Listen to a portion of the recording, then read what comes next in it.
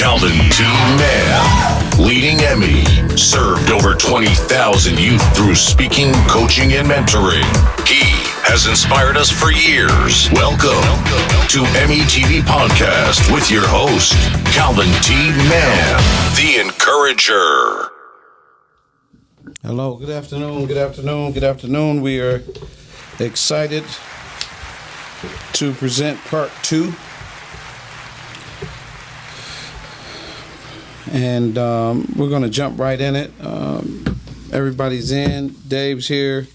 Heather's here. El Bug is here. So we're going to jump right in where we left off the conversation, finding love and piecing together a man.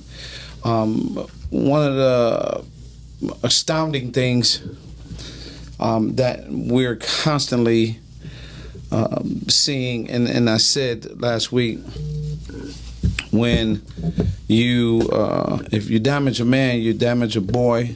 You damage a man. If you damage a boy, you create harm to a man, a husband, and a father. And we have to do a much better job. So in the department of understanding why marriage and family is needed, and why that is something that is deserved. And, I just think it's important. And so we're going to pick this thing up. Heather, how you doing? I am awesome today. Good. Dave, how you doing? Oh, great. Nice to see everybody. It's a beautiful day. Good. El Boogo.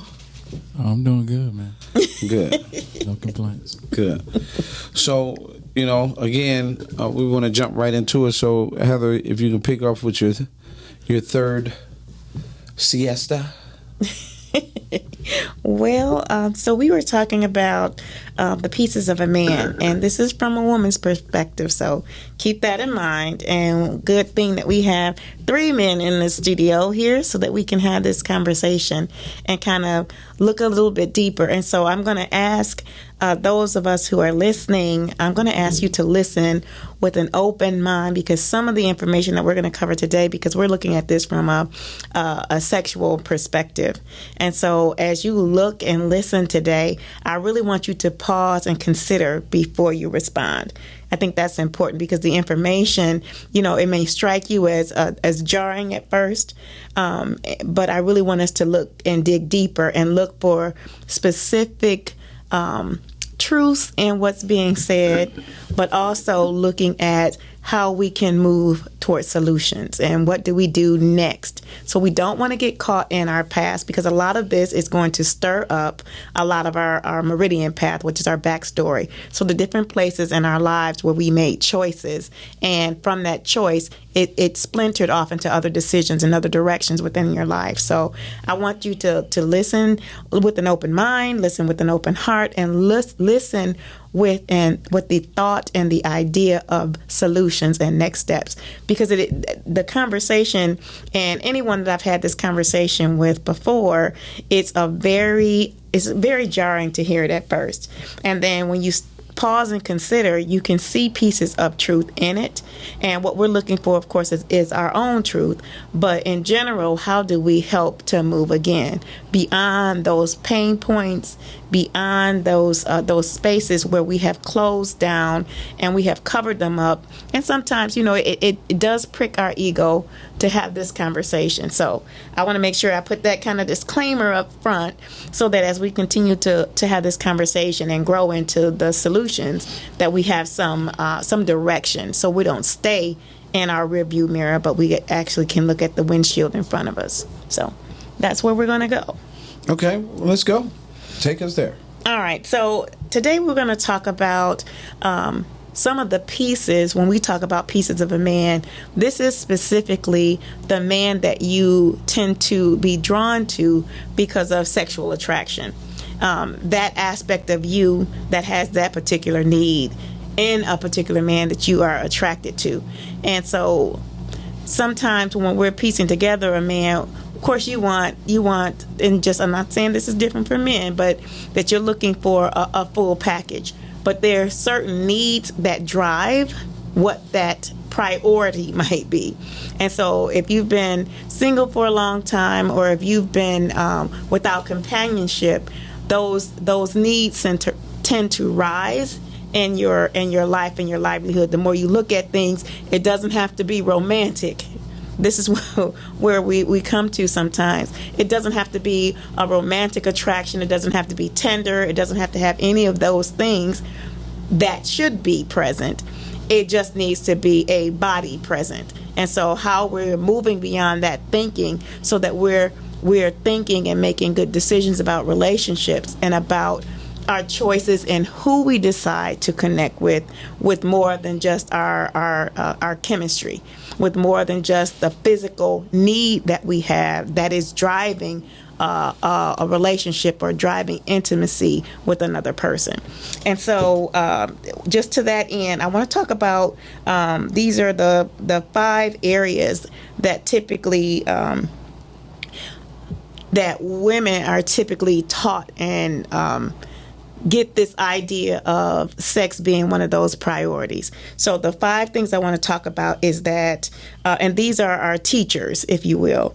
The first one is having an older partner and getting stuck in that loop. So say your partner was 5 or more years older than you, and so now you're on this loop where you are more attracted. And let's say just a woman, let's say just starting out at, let's say 25, and your partner or the first person that you had sex with, and not at 25, say that could have been 15, but it was an older person, then it puts you on this course to be more interested in older people and get caught in this loop of being connected to older men.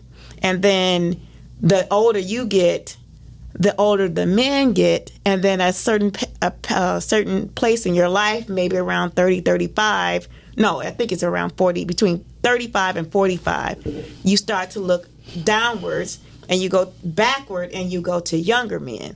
And so it is an interesting trend that it flips. So now you are the older teacher and you start this cycle that now that person that you're going after who is younger, could be much younger, maybe 19, 18 to 29, say, and you're 45 and older, you've gone back. And so now his first experiences is with an older woman, and then now he's chasing the older woman. And so that cycle of that teacher experience starts to repeat. And then you go older, and then you go deeply back to younger, because now you're the teacher, and what experience you bring to the table becomes of value to that person, and it's a cycle that continues to loop. So that's the first one. And predator. So the second one is your teacher being pornography. So if that is the image that you have been shown, been taught to, been exposed to, then you think what you see in those and those scenes are what sex and lovemaking is really about. A lot of it is devoid of feeling or tenderness or touch, and it's all aggression. So you feel like, because that's what you've been exposed to, especially if you're exposed to it over and over again, that you think that that is what it's made of. This is what it's supposed to be. So you start to act like those actors that you had seen in whatever pornography if it was soft or hard or whatever it might have been for you in terms of being exposed to, that's what you're more exposed to. And so you start to subconsciously and sometimes consciously immerse yourself in that culture, especially with young girls. Young girls see that and think that they're supposed to act like the women or the females that they see in the pornography. So now they think they're supposed to moan and yell and scream and get crazy. They think they're supposed to perform as opposed to be engaged in a sensual sexual encounter. So now they are learning, because now the pornography is their teacher, and this is what they think they're supposed to do. So they receive treatment and they also give treatment based on what they've seen. So then that becomes their teacher. And that's for male and female, but I'm speaking specifically of women. The next one is if you have been violated. So at especially at younger ages, when you're under 16 and you've been violated, or you're over 16, especially been violated by somebody who you trusted, it sets a cycle in your life where there are certain triggers that tend to happen. So if the person that touched you inappropriately, let's say if they were drinking, then that becomes a trigger in your life. So whenever you smell a certain type of alcohol, or whenever you are in a similar environment, anything that brings up that trigger then triggers you to react in a certain way. And sometimes it's defensive, sometimes it's total submissiveness, sometimes it's anger, but the person who's your partner may not have any idea. So when they're drinking and you act, you lose it and you're like, don't touch me, and they're like, well, what happened? Or then you have a drinking problem, or you feel like if you are engaging in a sexual act or engaging in a sexual act, then you feel like you have to be drunk in order to do it. So, I mean, it's a lot of that then becomes your trigger, is the point. That becomes your teacher. And another one is just overall experimentation. And this is not, let me say this is not about judgment, good, bad, right, or wrong. This is about our awareness of what has happened to us that has caused us to have a certain mindset, attitude toward sex and toward that with a partner, especially if your partner is a man.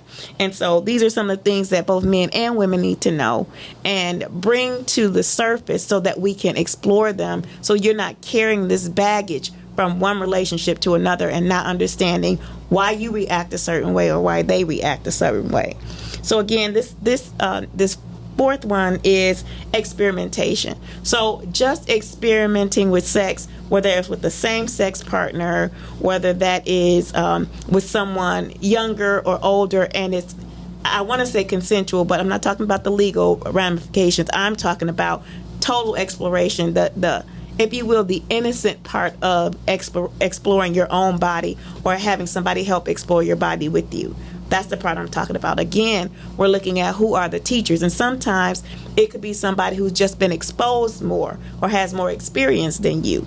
So that person then becomes your teacher. And then the last one is what is already embedded in our DNA. So there are some activities that, you don't maybe not want to think of your parents as sexual beings, but you got here somehow. So that's one thing to keep in mind. But a lot of times, some of those habits, some of those interests, some of the things that you experience are then contributed to you and passed down through your DNA.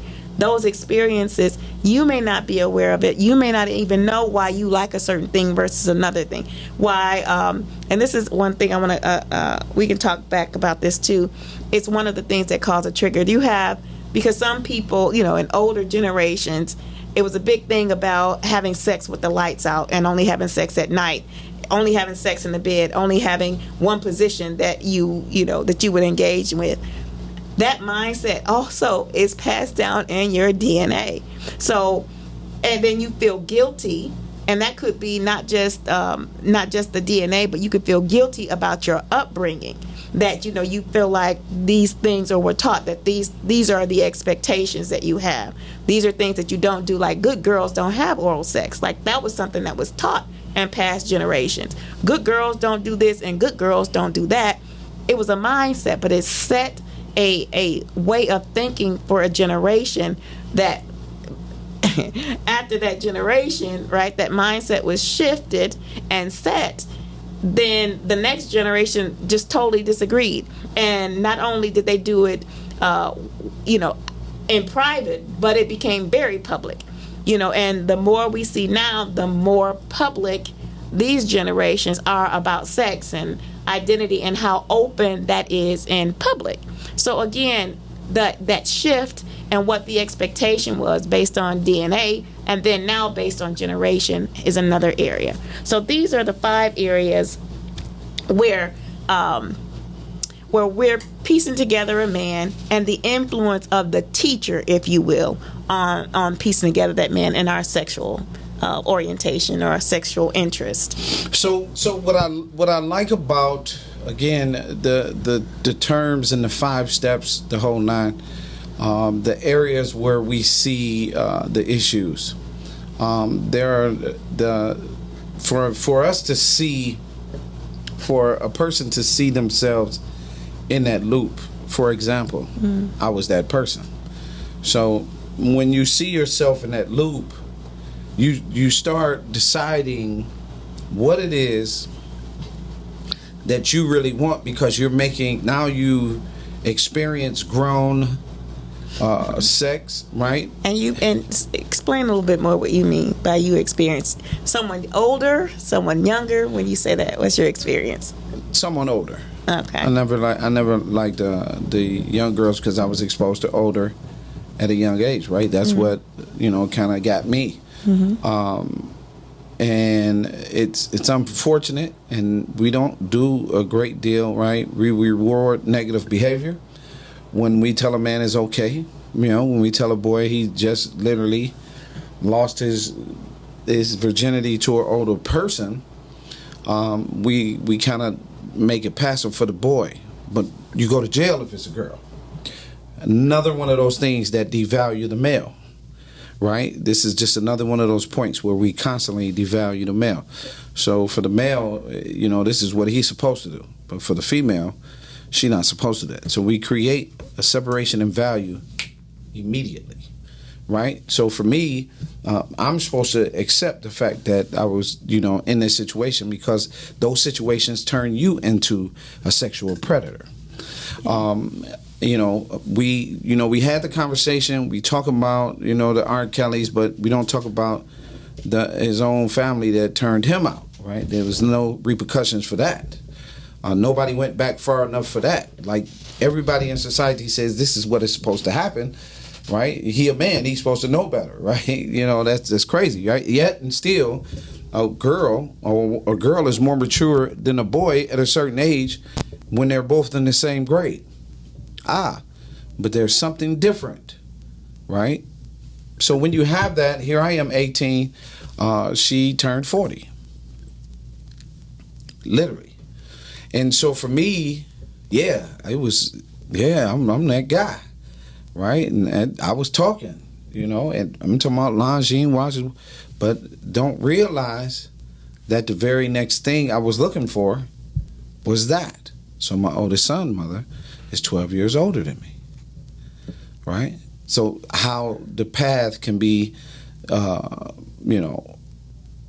put you in a place where you think this is who you really are, but turns out you're really not that mature. And that's just one instance. The other is young girls. So here I am between a divorce, and she's young. She's 18, right?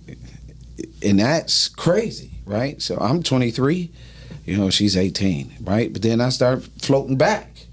Okay, we're the older ones, right? So I was a mess.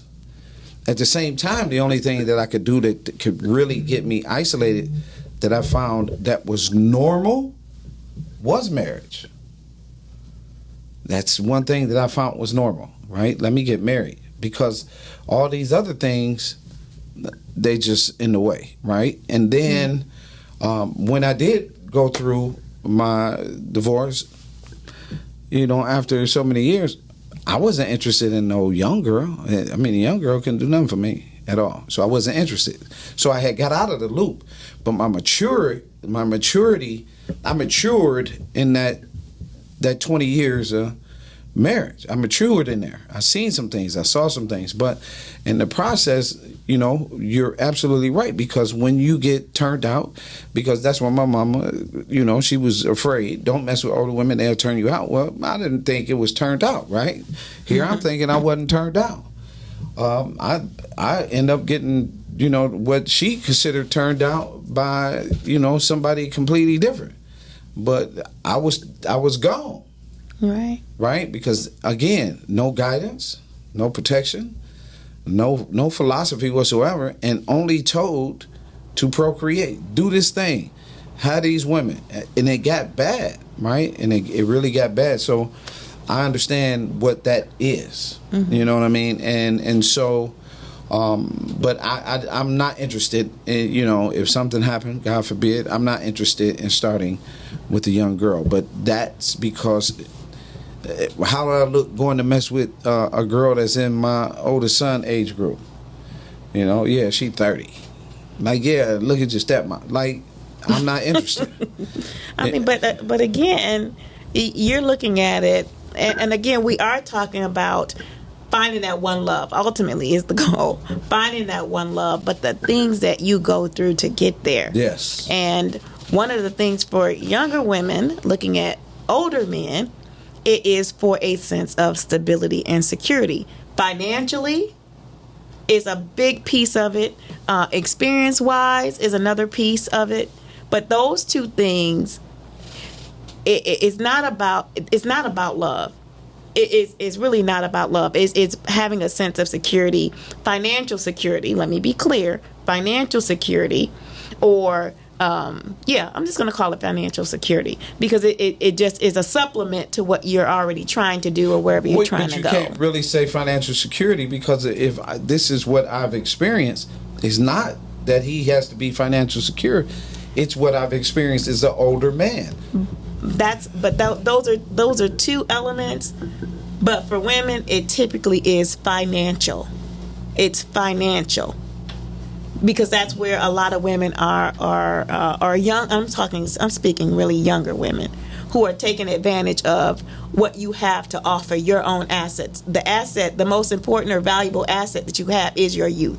It is your body that's toned and tight. It's that what you have to give that's an asset.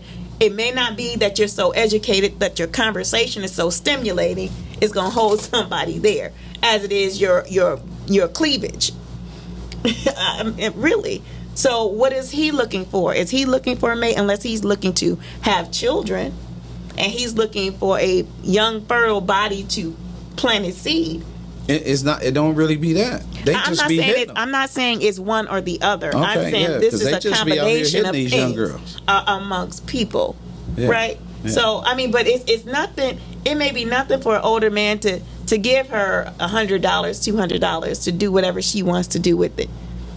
Okay. So she's not at a point maybe where she's looking for that one love. She may be looking for her father.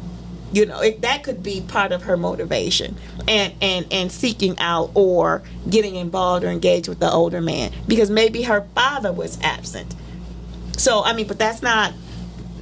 I'm just giving that as another example. Yes. Right. So that's why you say 5. Dave, would you like to add to this? I think other blessings are points as well. I was taking some notes here, and I was thinking the first 4 are external. And these are things that happen through, as she pointed out in number 4, your experimentation, where you have all these experiences, older partners, porn, violation, all these things come a part of the experience. The last is DNA. That's internal. That's what you're basically brought into the world with as you come through your parents. And those drives or desires, those wants, some of them will be transcribed to the next person because they're part of who their original person is, their parent. Mm-hmm. But these other things are pretty much conditional. They're environmental.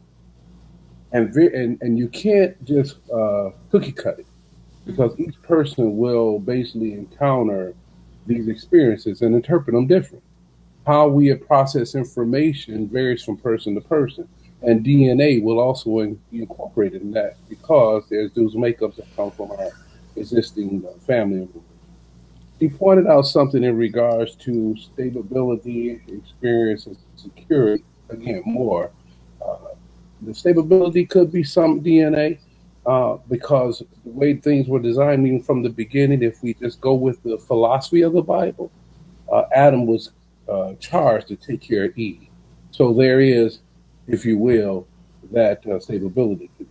Financial is a conditioning process as well because as we look at some of these things, TV, information shared among peers and what have you, financial becomes an issue in the latter part of our life. But that stability is a connection for women. They need to make a connection, but boys need to make a connection too. I believe that the darkness of ignorance needs to be exposed to true knowledge. Most of us walk around in ignorance, and the information we pass down is limited to knowledge as well, because no one who is blind can lead the blind clearly. He's the blind. He may have developed some skill, but he can't do, or he or she can't do what a person who can see. Even when you have external visibility, you still may be lacking internal visibility inside. So, what does all that mean? From my perspective, and many boys experience, the older women, many girls experience. We can see that basically. We can look at school as you went through your developmental process. The girls are usually like the boys who were the football players, who seem to be a little older. They had a car. All that's external, and it has its own appeal. But none of us are really sat down and given not the talk of sex, but sat down and given the talk of relationship and communication. That usually don't happen. So we're reactive. We're not proactive because we lack the knowledge to be proactive. So I think that when you start to think about the four factors that causes us to behave, male or female, it's kind of universal because it depends on where your environment, where you grew up with, who was teaching you, who was helping you, who told you it was cool to have sex, not have sex, have this kind of boy, have this kind of girl. And we draw this stuff in. And unfortunately, it gets all mixed in ignorance because, again, it's just a little knowledge. It's not concrete knowledge. What we're trying to do right now, this is very laid out. When I look at the program for Emmy, very laid out. It's very concrete, stable information. What we're getting most of the time is all fragmented. It's just pieces, as you say, pieces of a man. It's pieces that we get, and we respond accordingly. This is why it's so important for us to not allow external factors to control our internal stability. But unfortunately, in most cases, we're going to let the external factors do just that. And then we're all messed up. And unfortunately, we dig that hole on a continuum. We dig it deeper. And every time we engage in sexual activity, we give a little piece of ourselves. We can lie to ourselves. We can have the finest girl, the finest man, because the external things are so important. We draw right into that, not understanding the depthness of the word love itself. So there's so many factors into this. But I like your 5 points because this is a common theme. And unfortunately, we don't even talk about these things. You can't even get people to talk about it in their relationship. Communication just on a one-on-one basis is broken. It takes someone astute like yourself, Heather and Calvin, to be able to say, we need to discuss this. And you know why most people don't discuss it? Because of fear. Again, I always go back to fear because fear causes us to be reluctant to dig into the depth of truth. So good points. Good points. I'll stop there. You know, that's exactly why we do METV, because we're gonna have it's gonna be so much information going. And the day it pops, so many people who go and take a look will see that these conversations were needed, were already in place, and the solution was the information was solving problems. To take it one step further, as you were saying, Heather, I really think right here is where our brokenness is highly impacted. I think in these 5 things, in this area, this is where all of the problems and the situations occur. For example, again, I was that young man. I had a completely different journey. Like when you have sex early, you're like a hound. You looking, and everybody you talk to, or everybody, right? Because this is what is expressed for you to feel value. When you get further, the girl with the older guy. I remember hearing my friend. She said it. That it was her with an older guy. I remember my ex. She was 16. He was 23. Right? These dynamics play out, which damages the actual potential for a successful relationship. So in other words, I can't really see, like Dave was just talking about, where we're not even sitting and having the conversation about relationships, everything we do, is centered around these 5 things. And this is where the flaws and the problems really begin. So if I was a young boy, I look at the journey I ended up on. If it was a young girl, look at the journey she ended up on. Right? If it's an older woman, look at the journey she ended up on. And what we're doing, and Dave, this is my favorite thing, and Heather and Boog, I want y'all to know, these situations you must pay for. I went through my reaping season. You better evaluate some of the things that you've done. Absolutely. Because you could very well be sitting in your reaping season and not realize, and we think that, oh yeah, we can just do this and then there's no repercussion. No, it's a repercussion. So what did I do wrong to deserve this? Who did I mistreat? Because I tell you that, I tell you, the best thing that happened to me was being on that floor with nothing. It was the best thing that happened to me, for me to actually see that it was God who put me there. I had to be put there to get to where we are today. So, but we don't know these things, right? These 5 things that you just said, it's in the heart, in the center of the destruction of family, marriages, people, relationships, and our children. So I just want to say this. I want us to, as we are reflecting, because there's nothing you can do to change your past history. That's right. Right? But what you do, what I do suggest that you do is, one, if you're looking for cues and clues as to what happened, and like you said, Calvin, the first thing I'm going to ask you to do is to remove the judgment. Remove the good, the bad, the right, and the wrong. You have to remove the judgment, because that's part of the baggage that you're carrying, is the judgment and the weight of the good, bad, right, and wrong. There's nothing you can do about it. Where are you carrying that baggage to? You're continuing to take it into your present, into your future. And it's not only causing harm to you, it's causing harm to your legacy. It's causing harm to your children, because they get to see it.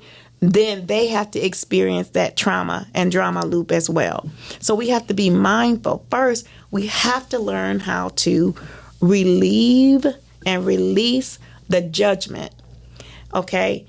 And recognize, too, that what may be in, what you may be experiencing is partly due to the decisions and choices that you made.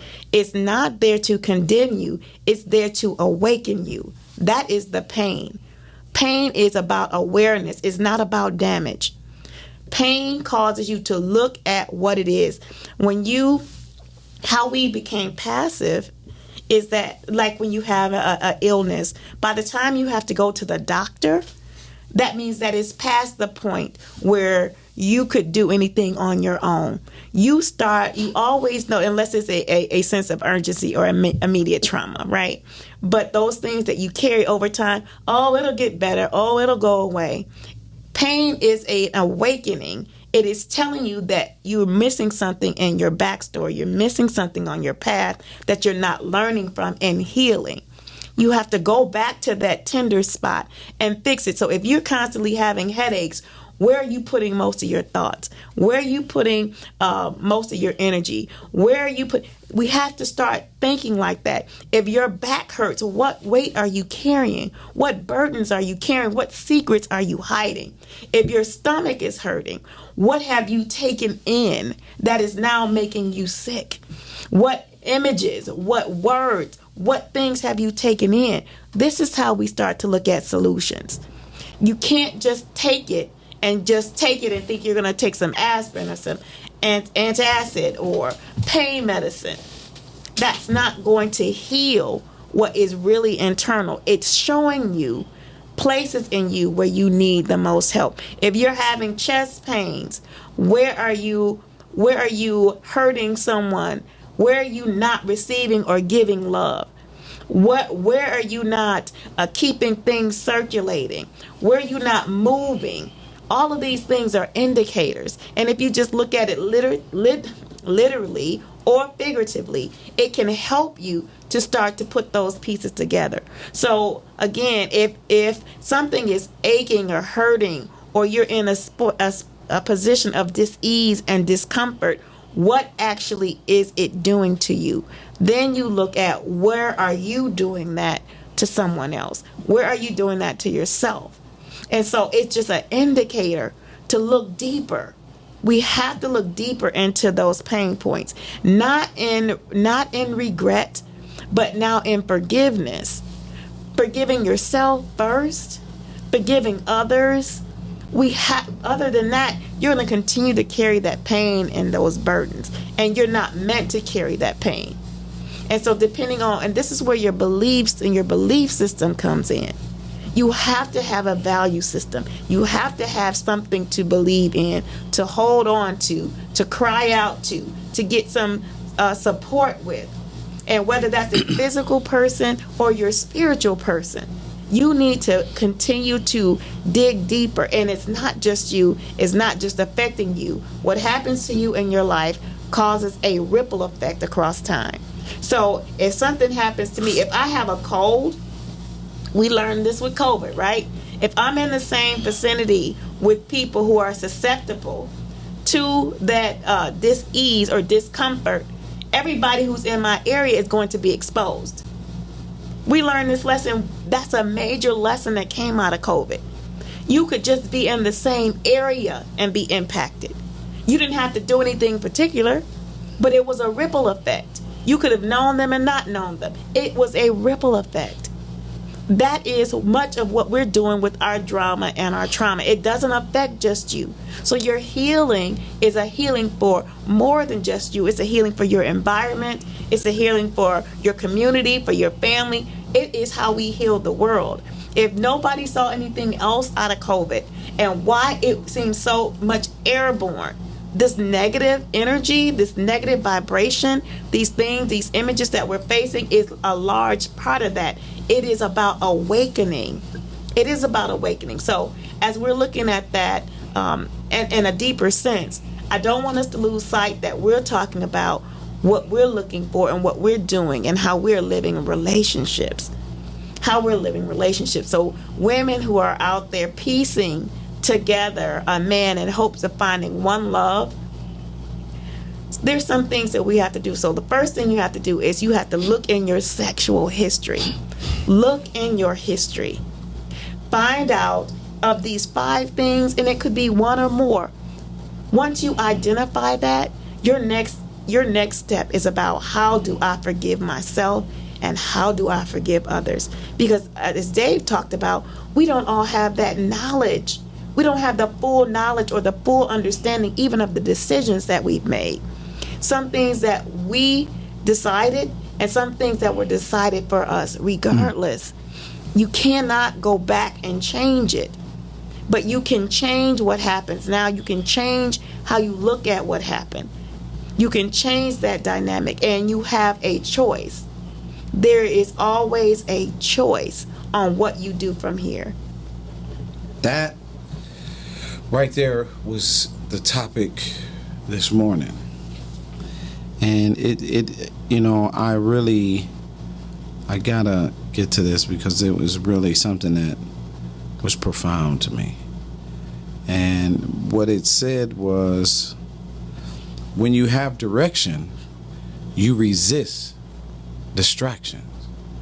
My son says, if you find God, you get a more mature us.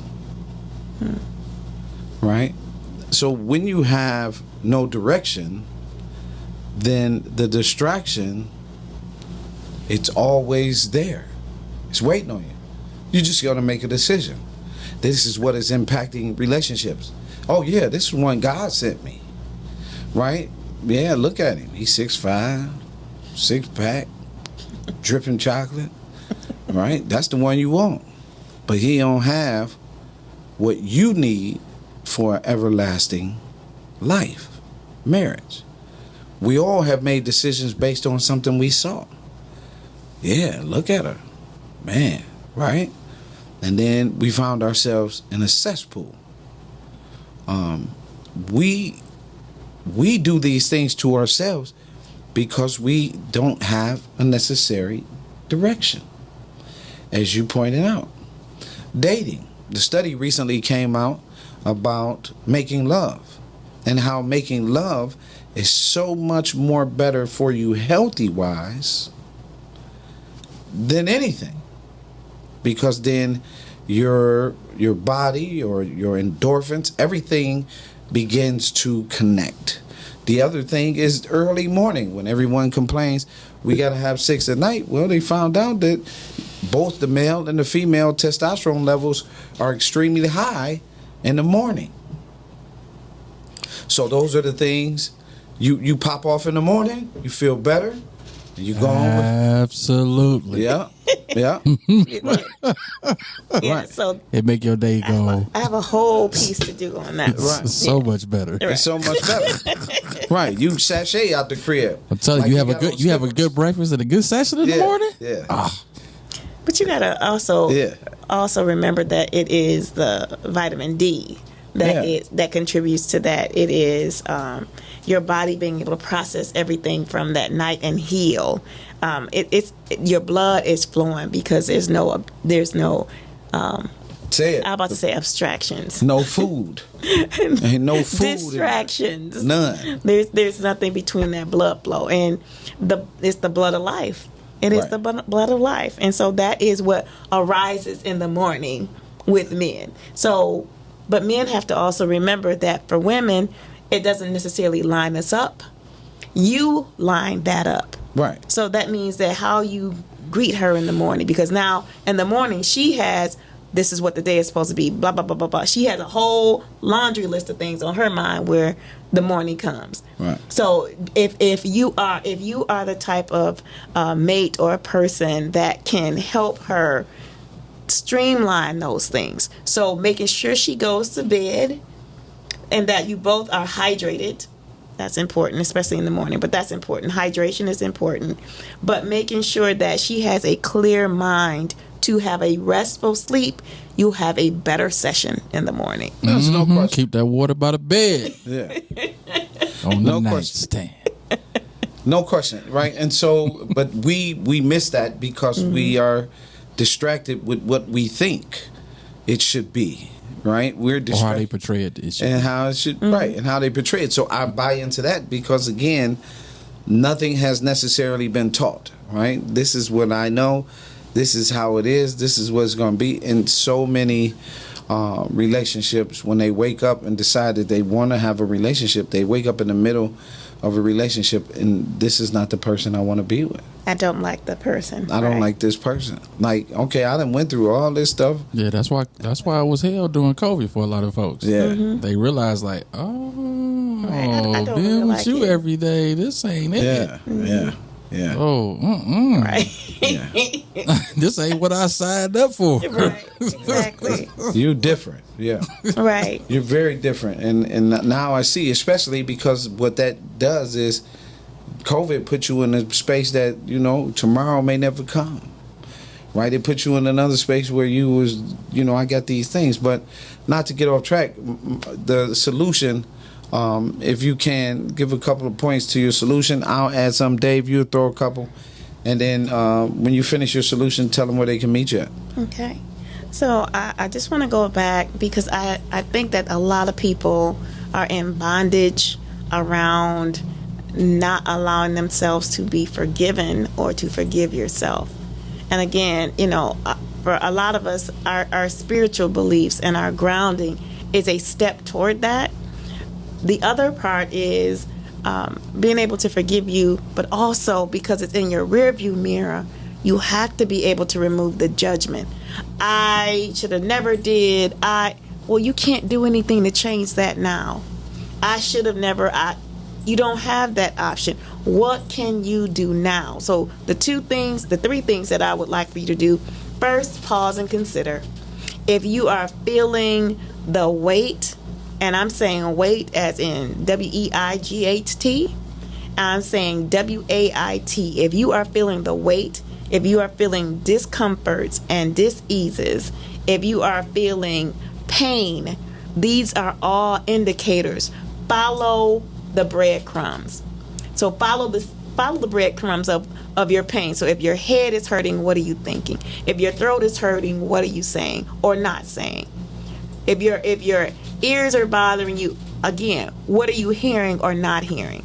Some of it is obvious to help us to better not undo, but to help us to better review and consider, reflect on what's happening. So that's one. Release the baggage, the pain, and the unforgiveness. Release those things. The second thing I would ask you to do is to now focus on what can I do now? Shift. What do I need to do now? How can I be more healthy? How can I have the love that I want, right? So I'm going to suggest that next step then be to actually know what that is. Write it down. Write your exhaustive list about what qualities you want in your mate or that person that you want to love or spend the rest of your life with. And give yourself a little room to be superficial. That's fine. But look in the depth of what you want in that person and what you need for yourself to help you to grow and you can grow with. And then in that, after you make that exhaustive list, then go back and check and see if you have any of those same qualities that you're asking for. If you only have one or two, then you know the work that you have to do to grow into meeting up with that love that you say that you wanted. You're going to attract who you are. So make sure you're planning and growing in the way that you're doing your own self-work so that when you attract that person, if you want somebody to be kind, then learn how to be kind. If you want somebody to be generous, then learn how to be generous. If you want somebody to be honest, then learn how to be trustworthy and honest. So you have to be able to match that list because we're talking spiritual principle when you write it down. That means not only is it going to happen, but you're going to have to do some work too to make it happen. And then the final thing that I would suggest is that shift. Wherever you are, you can pause. If you are not in a healthy space and you're not in a healthy relationship, pause. Take a break. Step back and reinvest and reinvent you. You can do that. You can choose in your now. You can say, you know what? This has been great, but I need to take some time for myself and actually take that time. Don't chase the physical when you don't have the other areas aligned, your mental, your physical, and your spiritual. If you're not aligned in all of those ways, then drawing those things to you is going to be a lot more difficult. So recognize who you are and where you are, and then start to make those changes then. Brother Dave? Yeah, I'll be real quick. First one, which lines of what Heather was saying. Self-examination is so important. So you really need to spend a great deal of your time examining yourself. As the one would say, spend 6 months minding your business and 6 months leaving other folks alone. That's one whole year for you to work on you. And that should be an ongoing process, even if you're around other people. Secondly, don't judge to criticize. You have to make judgments, whether it's good, bad, or indifferent. But don't judge to criticize yourself or everything around you, because this life is basically a mystery of uncovering secrets and knowledge and information. So you learn to judge to understand. Everything that you are exposed to it for a reason. And the word tells us God knows the end and the beginning. So therefore, he knows all in between the middle. He wants us to learn about ourselves as we learn about him. And he tells us to love our neighbors as ourselves. But unfortunately, if you don't know how to love yourself, you can't love your neighbor. Last but not least is, again, don't allow life lessons to be something that's a curse. Let them be life lessons so you can walk away with the knowledge you need to keep growing and maturing spiritually, emotionally, and psychologically. That's a wrap. Awesome. So, thank you guys. Can't really add too much to what you guys just said, but I do wanna share. I think happiness is possible. I think you are capable of, as a human being and an adult, I think you are capable of being happy, presenting a happy, and getting a happy. I think we place too much of a value again on the process and not enough on the process that it takes to get to forever. When you get into a relationship and you're with your mate, it goes back to what I was saying before. I'm not perfect, so I have some flaws. Now, can I get better? Sure. But I do have some flaws. Some things may never change. And some things, a lot of things can change. But in that process, are you willing to work at them for the betterment of your behalf, your person, your fiance, your husband, your wife? I think a lot of times, I think that's very important going forward, as you guys have said, getting to know yourself, taking the time to know yourself, shift, pause, right? Take a step back when you're not right. But that takes a certain amount of maturity. It also takes the want to be better. Sometimes we're so crass and hard and we can't really see ourselves until we really see ourselves, right? Until that mirror decides to show up and show you something that in who you are. Now, sometimes we are ignorant to the fact that we don't want to change, and because of the person we with, we feel like we might not need to change, right? So we go through these things, but again, it all has a reaping effect. God is at play.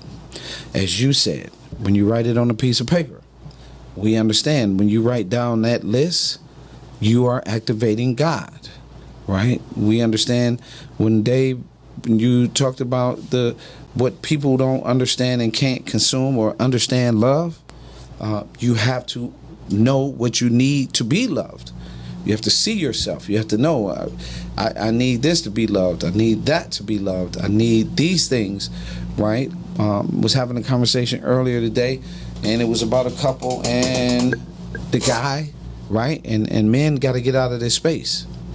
This is her time, right? She might have a purpose. She might have a dream. She might be more successful than you, right? She might make more money. But it doesn't take away from you to support her. And it doesn't take away from you to understand that you're with someone who's fulfilling their purpose. Sometimes that's what it takes. We still want to be in this patriarch mindset to understand that she should be here. Well, guess what? In this conversation, she was doing all of that plus some. But it's something about him that he didn't want to evaluate. So every time it came time for him to evaluate, what did he do? He blamed her. That's emotional abuse. When you're not willing to work at yourself, see your flaws, and better yourself for your mate, you are going to emotionally abuse her, but you are abusing yourself and neglecting yourself for the very thing and the possibilities where God can show up and help. Dr. David Page said the one thing that he didn't understand about black men was that a black man will leave a perfectly healthy, good marriage, successful money, just to go have power over someone with less than what he had. He said that he just can't understand that in all these years of studying. And I say with the possibilities, Dr. Payton, and I mean this, the real possibilities end because his relationship with God is not intact. And the fact is that because he don't have a relationship with God, he doesn't have any intimacy whatsoever to understand how her existence has nothing to do with what you need to be doing just to forever make it. This is on us. This is a man's thing, right? And it is us, he who findeth. He didn't say she who looketh. He said he who findeth. And if we are not looking or pursuing or trying for the wife, she is already out there. We have to put a prescription down to get what God has for us. These relationships are in trouble because too many people have their feet in too many doors. You cannot expect God to bless you if your foot is in the side piece door, the hookup door, the comedian door, the door for the mechanic, and you got a man that you really don't like. Can't expect blessings. That's stuff you're going to have to reap. And sometimes when people talk and say, well, all men do is cheat or whatever, maybe that's because you cheated and kept it quiet. And so therefore you reaping what you have sown. We do not understand these processes of life because we think based on what we see and not what we intake, right? And not what we understand to learn and study. We believe that I just see what's on TV and I'm good, and people have been capitalizing on you. I even said today, Dave, what is amazing is for all of us parents, right? And this goes back to your 5 things. For all of us parents who think that we parent well and we're doing a great job, right? And we don't evaluate ourselves, and we say, "Oh yeah, I'm a good parent. You know, I'm this and I'm that." Right? For all of us as parents, we don't evaluate how we were parented and the negative aspects that impacted us for parenting that sticks out on the sleeve. We don't understand as well in a relationship and in parenting, raising our daughters, yet spoiling our sons, has a reaping effect, because guess what? Now you get this man that literally is what you did to your son. So your son can't be whole for anybody else's, right? Because what we have done. If you are keeping the child away from you gonna reap that. If you are keeping the mother away, you gonna reap that. It's nothing. God is not playing. And so with that being said, we're going to close up here. Heather, tell everybody where they can reach you at.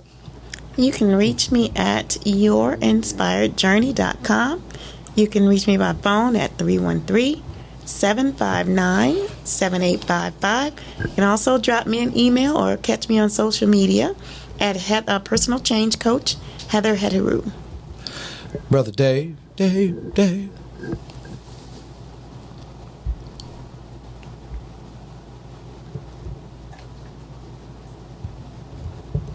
Brother Dave. He just popped out. His connection went out. Oh, his connection went out. So Dave's connection went out. So we kind of like close with, really is this simple. The African American culture, the American culture. Dave, tell everybody where they can reach you at. You can reach me at Facebook, FMAM, and then you can reach me at drome7@yahoo.com. So, the one thing we can count on, right, that we seem to put our hands on is God, right? The African American culture and the American culture, the Hispanic culture, and any other culture in the United States must pride themselves on family. We must get out of the spaces where we are funneling our boys into a system. Literally funneling. And it's right here at the relationship aspects where it's going on. While I was sitting in here, I was being texted by a mom who wants her son in the mentoring program, and the dad simply said he didn't need it. I'm going to tell y'all this right now.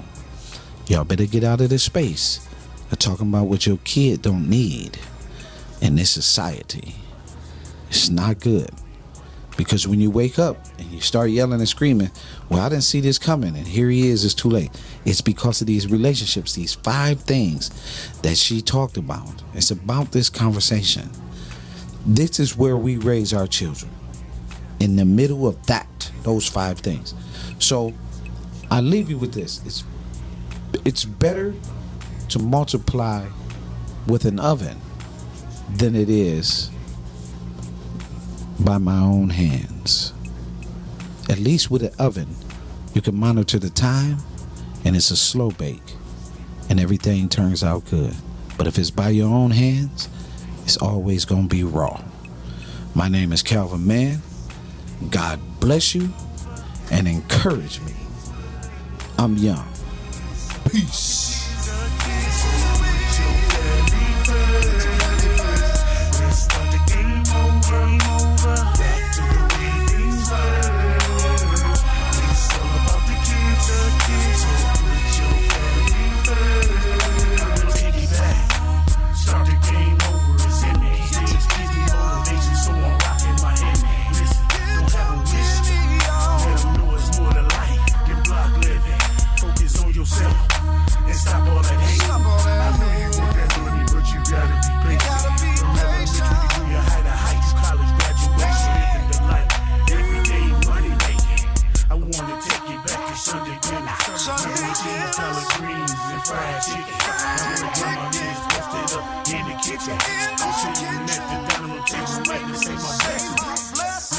feel like there's something is missing. It wasn't about taking, it was all about giving. Back in the days, they really knew how to live, because everything they did was strictly for the kids. Let's start the game over, back to the way things were. It's all about the kids, so put your family first. Let's start the game over, back to the way things were. It's all about the kids, so put your family first. You know, if you take the time to